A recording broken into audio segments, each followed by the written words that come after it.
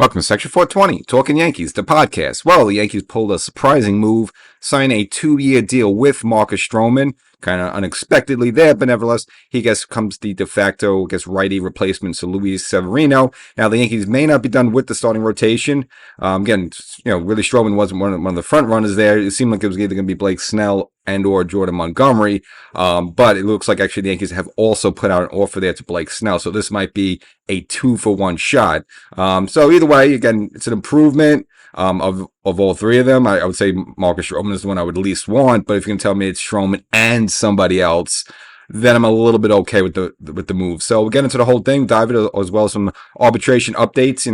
I mean, those are really just about dollar figures. It's not like the Yankees are going to lose anybody. This is how much money they're going to get. And the Yankees settle arbitration with a boatload of players on the roster. So again, we'll break that all down as well. But before we get started, make sure you subscribe to this podcast. So if it's your first time listening, follow, like, subscribe, get notified when new episodes go up. And also go to the YouTube channel. There's Section 420 Talkin Yankees content there as well. And just put up a new episode this past Wednesday as well. Kind of get into this as well. Now, it might be a little outdated because Stroman wasn't signed at the time, but kind of my take on, why I felt maybe of the three, Stroman was probably the least likely to be signed, but nevertheless, looks like we all got a little surprised here. So just to jump into it, so it's a 2-year deal, $37 million. So it's not a tremendous amount of money.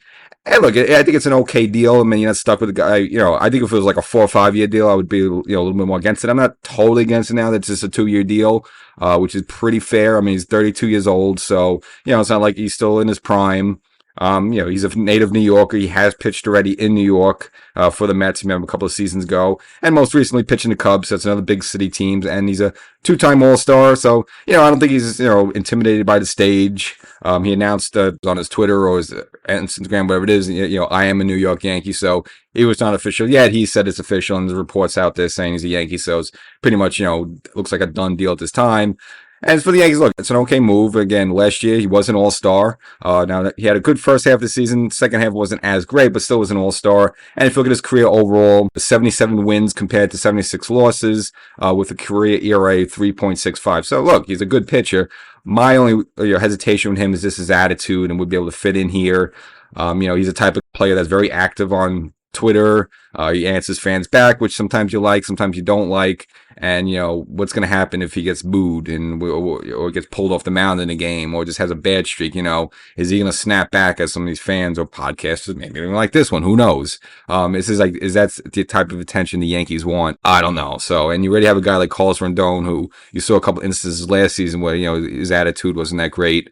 Kind of blowing kisses at the Yankee fans, walking off the mound there in Anaheim, and then having that other situation. But it was like his last start of the season at Yankee Stadium, like Matt Blake came up to the mound, have a mound visit, and he wasn't even making eye contact. It's like very shrugging him off. It's just, like, do you want now 2 guys we're not even sure about where their attitude is there? So, that's the only reason I was against Stroman. I wasn't thinking he was a good quality pitcher. I know he's a good quality pitcher. It's just, I just don't know if he would fit in here. But if you tell him it's only a 2-year deal, it's not terrible. If he turns out to be a bit of a headache, because with a 2-year deal, either, someone may want to have, trade value for him because he's not, so let's just say the first year doesn't work out. You can trade him off, during the off season because then he only has 1 year left on his deal, and that's not really bad. Another team will take that up. Now he does have an option for a 3rd year at $18.5 million. But even that is still, again, he makes him very tradable if, the whole thing backfires there. So, given those conditions, and it's only 2 years, I'll say it's an okay move by Cashman. There is a little risk, but not a ton of risk. Again, it's not a 4 or 5 year deal, so if it doesn't work out, you can trade him during the off season. And as long as he's not just terrible or hurt, another team would likely, take him on, even if you maybe got to eat a little bit of the salary. So, I think it's worth a shot. It's a good move by Cashman. And if it turns out they can't land Blake Snell, which, seemingly there's reports they put a contract offer out to him, it's not terrible. You only have the guy for 2 years. Now, you're going to tell me you get both, then Marcus Stroman's almost gravy. You don't even think about him because then you all, focus totally on Blake Snell and having him and Cole and Rendon at the top of your rotation. And Stroman is almost something like you look at as the 5th star at that point. It's just like, all right, whatever you give us is gravy. Don't worry about it. So if they can still land Snell here, then you're really talking about a home run for Hal Steinbrenner and Brian Cashman, because then you would, pretty stacked rotation. Now, we thought we had a stacked rotation going last season with Frankie Montas and Luis Severino, and how that worked out. But I think Stroman and Snell are less likely to be injured there. So I think that'd be much more substantial than last season with Severino and Montas when we thought we were going to have a stacked starting rotation. It turns out it was in tatters the entire season. Only constant was Garrett Cole putting up a Cy Young Award type caliber season that kind of masked a lot of that. But again, the Yankee rotation last season was not good at all. I mean, Nestor up and down, hurt. Eventually had to yank him for the season. Severino in and out, hurt. Eventually had to shut him down for the season. Rondon never got really season started until halfway, and then again got himself hurt, came back, really wasn't effective. So again, the only bright spots was Cole and there's some contributions from Clark Schmidt.